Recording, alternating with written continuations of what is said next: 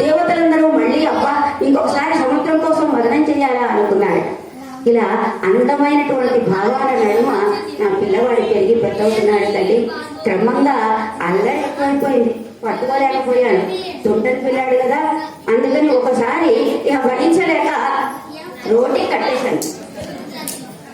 కట్టేస్తే ఎంత బలవుతుడమ్మా, ఆ రోడ్డు తీసుకొని ముందుకు వెళ్ళిపోయాడు. అందరూ వచ్చి చెప్పారు యశోదా దాదా చూతుగానని. తీరా వెళ్ళి చూసేసరికి ఆ రోడ్డు చెట్ల మధ్యలోకి వెళ్ళిపోయింది. నా కృష్ణుడు మరి అది ఎంత బలమో నాకు తెలియదు, కానీ ఆ ఇరు వృక్షాలు కూడా రెండు పడిపోయినాయి. ఇలా జరుగుతూ ఉంటే కాలక్రమంగా ఒకే ఒక్క విశేషం చెప్తానమ్మా. నేను సార్థకమైనటువంటి నా జీవితానికి ఒకే ఒక అద్భుతమైనటువంటి నిదర్శనం. ఒకరోజు బలరాముడు వచ్చాడు. చిన్నమ్మ రారా, అదిగో బాలకృష్ణుడు మన్ను తిన్నాడు అన్నాడు. అంటే నేను అన్నాను, నా కృష్ణుడు ఏమిటి మన్ను తినడం ఏంటి, ఇంట్లో పాలు వెన్నెలు లేవా, కావలసినంత ఐశ్వర్యం ఉంది, చక్కగా తినచ్చు, పాలు తాగవచ్చు, మన్ను తిన్నాడా? కాదు చిన్నమ్మ రా చూడమన్నాడు. వెళ్ళి చూసేసరికి ఏమీ తెలియనట్టు బొంగమూతి పెట్టుకుని నా వైపు నవ్వుతూ చూశాడమ్మా. చూడగానే నేను అన్నాను, నోరు తెరు, నేను చూడాలి, నీ ముఖంలో ఆ మన్ను తిన్న ఆ లక్షణం ఎంచు ఏదో నేను గమనించాలి అని కొట్టబోయానమ్మా.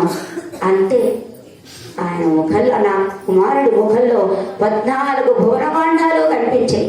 ఆ క్షణంలో అనుకున్నానమ్మా, నేను యశోదనా కాదా, ఇదేమిటి, ఇది కలయో వైష్ణవ మాయయో, నేను యశోదాదేవిని కాదా, ఈ చిన్న బాలుడు ఈతని గర్భమందు 14 భువనాలు ఉండటమేమిటి, ఇది సామాన్యమైన విషయం కాదు అని నాకు తెలియకుండానే చేతులు జోడించాను. అంతలోనే ఆయుక్షీణం అవుతుంది అనుకొని తల మొక్కకు తిప్పుకున్నాను. ఇంతలోనే మాయ. అక్కడ కృష్ణుడి ఎంత ధన్యురాలి యశోద, నిజంగా ధన్యురాలి తల్లి. ఆ ముఖంలో ఉండేటువంటి ఆ అద్భుత దృశ్యం అంతలోనే మారిపోయింది, దూరంగా జరిగిపోయింది. ఇలా కాలక్షేపం చేస్తూ ఉన్నానమ్మా. క్రమంగా మీ అందరికీ తెలుసు, చాలా ఉన్నాయి ఘట్టాలు చెబుతూ పోతూ ఉంటే. గోవర్ధనోద్ధరణం, చిటికిన వేలు మీద ఆ పర్వతాన్ని లేపినప్పుడు నేను చాలా ఆశ్చర్యానికి లోనయ్యాను, ఎంతో సంతోషపడ్డాను. అమ్మ ఒక్క చిన్న విశేషం చెప్పి నా ఆనందాన్ని ముగిస్తాను. ఒకరోజు ఏం జరిగిందో తెలుసా? నేను చూస్తూనే ఉన్నానమ్మా. ఒక పులిందకాంత వచ్చింది. వచ్చి నా కృష్ణుడి దగ్గరకు వచ్చి ఆమె పళ్ళు అమ్ముకుంటూ వచ్చింది. వస్తూ అంది కదా, చిన్ని కృష్ణ నీకు పళ్ళు కావాలా అని అడిగింది. అవును నాకు కావాలి అన్నాడు. అంటే ఊరికే నేను పళ్ళు ఇవ్వను, నాకు దీనికి బదులుగా నీవు వడ్లు బియ్యము తెచ్చివ్వమంది. అంటే కృష్ణుడు అన్నాడు, ఊరికే ఇవ్వవా? నేను ఇవ్వను. సరే అని లోపలికి వెళ్ళి ఆ చేతుల నిండా అందినటువంటి అందెల నిండా తీసుకుని వచ్చి ఆమెకి ఇచ్చి ఇప్పుడు పళ్ళు ఇవ్వు అన్నాడు. వెంటనే అప్పుడు ఇంత తాట అంది కదా, సరే నీకు పళ్ళిస్తాను కానీ నాకు చిన్న ముద్దు పెట్టవా అని అడిగింది. అంటే చిన్ని అధరాలతో కృష్ణుడు ఆ పులింతకాంతను అమ్మా అంటూ ఆమెను స్పృశించి బుగ్గ మీద ముద్దు పెట్టాడు. ఆ తర్వాత ఆ పులింతకాంత వెళ్ళిపోయింది. ఎంతో సంతోషంతో పొంగిపోతూ వెళ్ళిపోయింది. వెళ్ళి యమునా నదీ తీరం దగ్గరికి వెళ్ళేసరికి అమ్మ ఆ ఊళ్ళో కృష్ణుడిచ్చినటువంటి బియ్యము ఒడ్లు ఏమీ లేవు. దాని బదులుగా రత్నాల రాసులు ఉన్నాయి. ఆమె చాలా సంతోషపడింది. అదమ్మా నా బాలగోపాలుడి యొక్క విశేషం. ఇంకా నాలో ఉండేటువంటి ఒకే ఒక్క దుఃఖమైనటువంటి బాధాకరమైన అంశం ఏంటంటే, తల్లిగా నా కర్తవ్యాన్ని నిర్వర్తించాను. ఒక కోరిక ఉండేది. అదేమిటంటే, ఏ తల్లికైనా ఉంటుంది కదా, అబ్బాయి పిల్లాడు పెరిగి పెద్దయ్యాక కొడుకు పెళ్లి పేరంటం చూడాలని. కానీ నాకు అదృష్టం లేదు. తర్వాత కృష్ణుడు అష్టభార్యలతో పాటు నా దగ్గరికి వచ్చాడు. అదిగో చూస్తోంది రుక్మిణి, అదిగో మా సత్యభామ. ఇలా 8 మంది వచ్చారు. 8 మంది నా పాదాలకు నమస్కరించారు. నేను కృష్ణుడితో అన్నాను, నాయన చాలా బాగుంది, మరి కన్నుల నిండా చూశాను, కానీ నాకు ఆ తృప్తి లేదు. నీ కళ్యాణం చూసేటువంటి చేతుల చేసేటువంటి ఆనందం దక్కలేదన్నాడు. అది మరు జన్మలో ముందు జన్మలో నీకు దక్కుతుందమ్మా అని ఆశీర్వదించాడు. ఇలా తల్లి ఎన్నో అనుభవాలు ఉన్నాయి, చెప్తూ పోతూ ఉంటే నా మనసు పులకరించిపోతుంది. అలాగే కాదమ్మా, వింటున్న మాకు కూడా పులకరిస్తుంది. సంగతి తెలియటలేదమ్మా, నన్ను మన్నించండి. నన్ను కదిలిస్తే ఇదే కథ చెప్తూనే ఉంటాను. ఏ తల్లికైనా అంతే. అందులో నీకు మరి నీ నీ పాదాలకు నమస్కరించడానికి అష్టభార్యలు తెచ్చారన్నావు కదా, అందులో మొదటి భార్య రుక్మిణీదేవి. మాత విదర్భనాథుడైనటువంటి భీష్మక మహారాజు కుమార్తెలు రుక్మిరథ, రుక్మిమాలి, రుక్మికేశ, రుక్మాంగ అన్న 5 అన్నలకు ముద్దుల చెల్లెల్ని. మా తండ్రి గారి అతిథి అంతఃపురానికి వచ్చే అతిథి అభ్యాగతుల వలన నాకు కృష్ణుడి రూపము, గుణము, బలాల గురించి వాళ్ళు చెప్పడము విని కృష్ణుడైతే నాకు తగడైన వాడు అని వాళ్ళు చెప్పినప్పుడు నేను కృష్ణుడి మీద నా మనసు లగ్నం చేసుకున్నాను. మా తండ్రి గారు కూడా మా గుణములు, రూపము సమానముగా ఉన్నాయని తండ్రి గారు కూడా ఇష్టపడ్డారు. కానీ రుక్మి మాత్రము తన మిత్రుడైనటువంటి శిశుపాలుడికి నన్ను ఇచ్చి కట్టబెట్టాలనుకున్నాడు.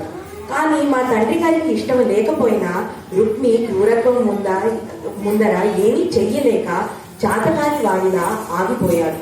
అప్పుడు నాకు సహాయం చేయడానికి ఎవ్వరూ లేరు. ఆ సమయంలో ఆత్మీయుడైనటువంటి అన్నయ్యే, చెల్లెలి సుఖము సౌభాగ్యము కోరేటటువంటి అన్నయ్యే నన్ను స్వయంవరంలో శిశుపాలుడికి కట్టబెట్టే ప్రయత్నం చేస్తున్నాడు. ఆ సమయంలో నేను నాకు ఆత్మీయుడైనటువంటి అగ్నిచోదుడు అనే బ్రాహ్మణోత్తముడి ద్వారా కృష్ణుడికి వార్త పంపించాడు, నన్ను వచ్చి తీసుకుని వెళ్ళమని. ఏమ్మా, ప్రేమలేఖ రాసావా? లేదమ్మా, లేదు. నేను రాసింది ప్రేమలేఖ కాదు. భక్తి ప్రేమ ముదిరి భక్తి అయి భక్తి పిచ్చై శరణాగతితో కోరినటువంటిది. కృష్ణుడు నా శరణాగతికి ఆయనది రూపెత్తిన దాక్షిణ్యం కనుక నా చెయ్యి పట్టాడు, అంతేనమ్మా. కృష్ణుడు చాలా చక్కగా చెప్పావు రుక్మిణి.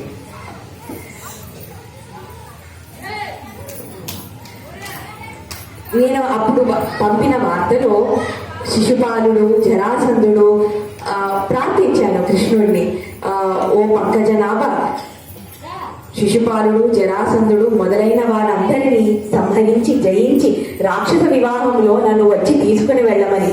ఎలా రావాలో కూడా చెప్పాను. అంతఃపురంలో వచ్చి తీసుకుని వెళ్ళడం కష్టం కనుక మా కులదైవతకు నేను పూజ చేయడానికి గుడికి వచ్చినప్పుడు నన్ను వచ్చి పిలుచుకుని వెళ్ళమని ప్రార్థించాను. నా ప్రార్థనను మన్నించి కృష్ణుడు నా చేపట్టాడమ్మా. పిలిపించుకుని వివాహం చేసుకున్న రుక్మిణి. చూడండి, రుక్మిణితో మొదలు పెడితే కృష్ణుడు ఎవరిని తను కావాలని వివాహం చేసుకోలేదు, వారు కావాలనుకుంటేనే వారిని వివాహం చేసుకోవడం జరిగింది. మనుషులు కానీ 16,100 మంది రాజకుమార్తెలు కానీ వారందరూ నువ్వు తప్ప మమ్మల్ని వివాహం చేసుకోకపోతే అని ఎన్నో రకాలుగా బెదిరించారు, చేసుకుని తీరాలి. అలాగా బెదిరించిన వాళ్ళు కాక తండ్రి స్వయంగా ఇచ్చినటువంటి వాళ్ళు కూడా ఉన్నారు. మరొక వివాహం చూద్దాం. కృష్ణుడు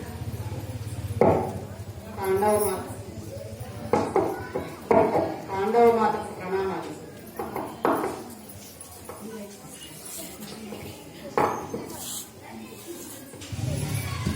పాండవ మాతకు ప్రణామాలు తల్లి. సత్రాజిత్తు నా తండ్రి, అందుకే నన్ను సాత్రాజితి అంటారు. అయితే లోకంలో అందరికీ తెలిసిన పేరు సత్యభామ. చూడండి, ఆ పేరు వినంగానే అందరి మొహంలో చిరుతర హాసం తొంగి చూస్తుంది. ఎందుకంటే సత్యభామనంగానే అహంకారి ఆభిజాత్యానికి ఆమె గుర్తు అని అనుకుంటారు కదా లోకం. సరే, రుక్మిణి వేరు, సత్య వేరు, జాంబవతి వేరు, 16,000 మంది రాజకుమార్తెలు వేరు. ఎవరి స్వభావం వారిది కదా తల్లి. రూపం భిన్న రుచికి స్వభావం కూడా అంతే. ఆ విధంగా నేను నా తండ్రి నన్ను కృష్ణుడికి ఇచ్చి వివాహం చేశాడు. నాతో పాటు శమంతకమణిని కూడా సూర్యుడి వరప్రసాదంతో తాను పొందినటువంటి శమంతకమణిని కూడా సమర్పించాడు తల్లి. చాలా మహిమాన్వితమైనటువంటి రత్నం శమంతకమణి. ఆ రత్నం ఎక్కడ ఉంటుందో ఆ రాజ్యంలో ఈతి బాధలు ఉండవు.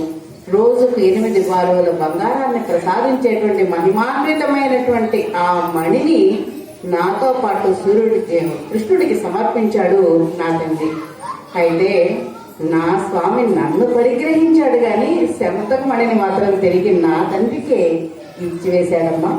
ఆ విధంగా శ్రీకృష్ణుడి అష్టమహిషుల్లో ప్రముఖురాలిగా, సాప్రాజితిగా, వీర శృంగార రసాధిదేవతగా నేను పేరు పొందాను తల్లి. ఇది అభివ్యాజ్యం అనుకోండి, అహంకారం అనుకోండి, మరి సత్యంటే లోకంలో తెలిసింది అదే కదా.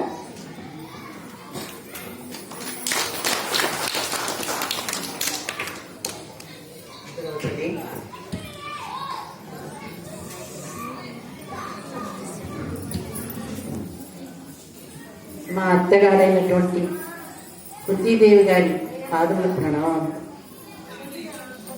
నేను వనమున పుట్టాను, కురు వంశంలోకి అడుగు పెట్టాను, పాండు భూవరుని యొక్క కోడలనయ్యాను, పరాక్రమవంతులైనటువంటి 5 భర్తలకు భార్యనయ్యాను, స్థిర విక్రములైనటువంటి కుమారుని పొందాను, ఎల్లవేళగా నన్ను కాపాడుతున్నటువంటి అన్నదమ్ములు కలిగింది నా పుట్టింటి వారు అంతటి గొప్పవారు. అంతేకాకుండా యోగీశ్వరుడైనటువంటి శ్రీకృష్ణ పరమాత్మకు ఇష్టమైనటువంటి చెల్లెలు. ఇన్ని విధాలా కూడా నేను ఈ ప్రపంచంలో పేరు ప్రఖ్యాతులు పొందినప్పటికీ కూడా నేను పడిన బాధలు తలుచుకుంటే ఒకసారి చాలా బాధ అనిపిస్తుంది. ఒకసారి ముందు నా మనసు చెప్పుకుంటాను. నిన్ను నేను మొదటిసారి చెప్పానమ్మా, త్రిభువన రాజ్యలక్ష్మి అని. ధర్మరాజు మీద కూడా నాకు కించిత్ కోపం ఉంది అంటే తన తెలివి తక్కువతనం వల్ల నిన్ను కూడా అడవికి తీసుకువెళ్ళడం అన్నది. అమ్మా, వివాహం కోసం వక్షేత్రాన్ని ఛేదించి అర్జునుడు నన్ను చేయబెట్టితే ఆ రోజున మా అత్తగారు నా 5 కుమారులు కూడా నన్ను భార్యగా ప్రకటించారు. నేను స్థాణువైపోయాను, నా మనసంతా శూన్యమైపోయింది. ఇదేమిటి, లోకంలో ఇంత విచిత్రం జరుగుతుందా? నన్ను చేయబట్టింది అర్జునుడైతే 5 కుమారులకు నన్ను భార్యగా మా అత్తగారు చెప్పేసి నేను కిందురాలనై నా మనసు ఏ విధమైన ఆలోచన లేకుండా అలా కూర్చున్న సమయంలో వీధి వాకిట్లో కలకలం వినిపించింది. ఏమిటా అని చూస్తే లోపలికి పరంధాముడైనటువంటి కృష్ణుడు వస్తున్నాడు. ఆ రోజు కృష్ణుడు నా దగ్గరకు వచ్చి నిలబడి నన్ను చూస్తూ, సోదరి, ఆ పిలుపు ఇప్పటికి కూడా నేను మర్చిపోను. నీ భర్తలు పరాక్రమమైనటువంటి వాడు, సత్కార్యం కోసం జన్మించినటువంటి వాడు, మహత్కార్యాలు ఏదో సాధించవలసి ఉంది. ఈ మహత్కార్యాలు కూడా నీవే వాళ్ళకి ప్రధాన సూత్రధారి అవుతావు. కాబట్టి నీకు ఏ సమయంలో ఎప్పుడు ఆపద కలిగినా కూడా నన్ను పిలిచిన వెంటనే నేను వస్తానమ్మా నీ దగ్గరికి అంటూ ఆ రోజు నా అన్న నాకు ఇచ్చినటువంటి ఆశ్వాసన నా జీవితంలో నాకు ఎన్నో సమయాల్లో కూడా నన్ను కాపాడేది. అమ్మా, అన్నింటికన్నా కూడా భరత స్త్రీ యొక్క గౌరవాన్ని మంట కలిపినటువంటి ఆ సన్నివేశం తలుచుకుంటే ఈ రోజుకు కూడా నా శరీరంలో కోపం అలా పొంగి వస్తుంది. నీకే కాదు తల్లి, లోకంలో ఏ స్త్రీకైనా ఆ సన్నివేశం తలుచుకుంటే రక్తం మరగక తప్పదు. నేను ఎవరిని ఏ విధమైన అవమానం చేయలేదు.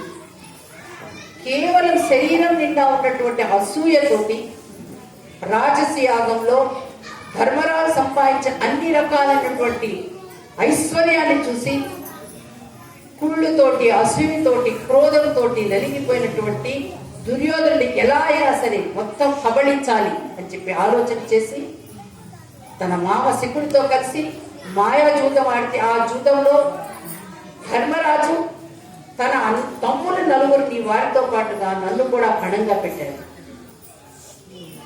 ఆ రోజు నన్ను తీసుకురమ్మని చెప్పి ఆజ్ఞాపించారు సుయోధనుల వారు. మీరు రండమ్మా అని చెప్పేసి సేవకుడు వచ్చి నన్ను పిలిచాడు రాజ్యసభకు. నా భర్తనే నన్ను ఎప్పుడు ఆజ్ఞాపించలేదు, సుయోధనుడు నన్ను ఆజ్ఞాపించడం ఏమిటి, అసలు ఏం జరిగిందని చెప్పి అడిగాను. ఈ విధంగా ధర్మరాజు మిమ్మల్ని కణంగా పెట్టాడమ్మా జూదంలో. నన్ను కణంగా పెట్టి ఇక్కడ నాకు ఒక చిన్న సందేహం ఉంది. ఇంత అకృత్యం జరగడానికి మరి ఇంతమంది పెద్దలు ఉన్నటువంటి కురుసభలో ఇంత నీకు ఆ విధంగా అవమానం జరగడానికి, పాండవులంతా పరాక్రమవంతులు నిర్వీరులు అవడానికి ఏదో కారణం ఉండి ఉంటుంది. నేనేదో విన్నాను, నాకు తేవట కదా రాజసూయాగల్లా.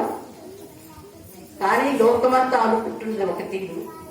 మయసభలో దుర్యోధనుని చూచి నేను నవ్వినట్టు, ఆ నవ్వుకి ప్రతీకారంగా అవమానంతో రగిలిపోయి నన్ను అవమానించినట్టు, ఈ విధమైనట్టు ఇది కల్పిత కాదు, ఎలా వచ్చిందో నాకు తెలియదమ్మా.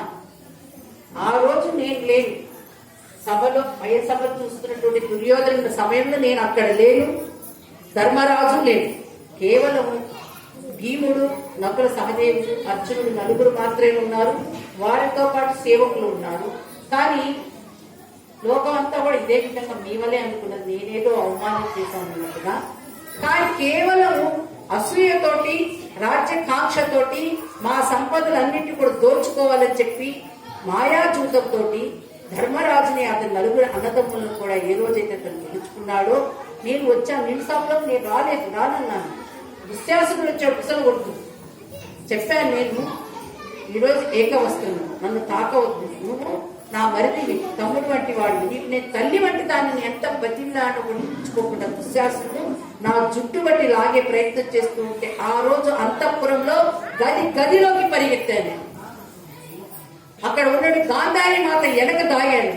కానీ దుష్టుడైనటువంటి ఆ దుశ్శాసనుడు నా జుట్టు బట్టి లాగుకు వచ్చాడు. లాగుకు రావడమే కదా, అక్కడికి వచ్చిన తర్వాత నిండు సభలో ఉన్నటువంటి పెద్దలు, అంధుడైనటువంటి ధృతరాష్ట్ర మహారాజు, ఆయన సభలో ఉన్నటువంటి పెద్దలందరూ కూడా ఆ రోజు అంధకారంలో మునిగిపోయి ఉన్నట్టున్నారు, తలలు వంచుకొని ఉన్నారు.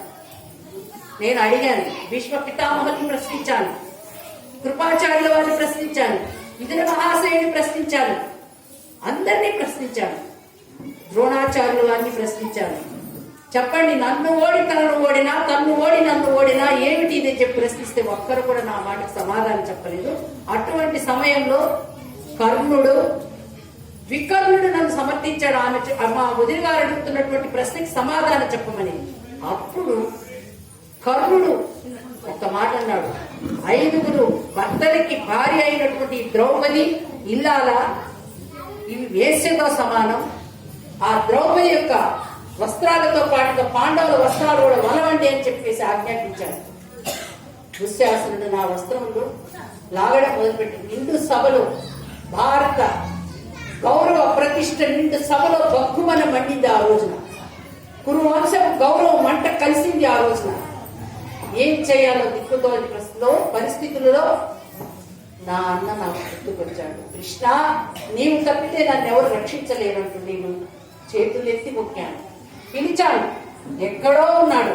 నా అన్న పంపిన వస్త్రాలతోటి దేశం, జాతి యొక్క నీతి, మానవం ఆ రోజు నిలబడి ఆనాడు ద్రౌపది కచాకర్షణ హేతుభూతమైన కురుక్షేత్రంలో కురువంశం అంతా నశించింది.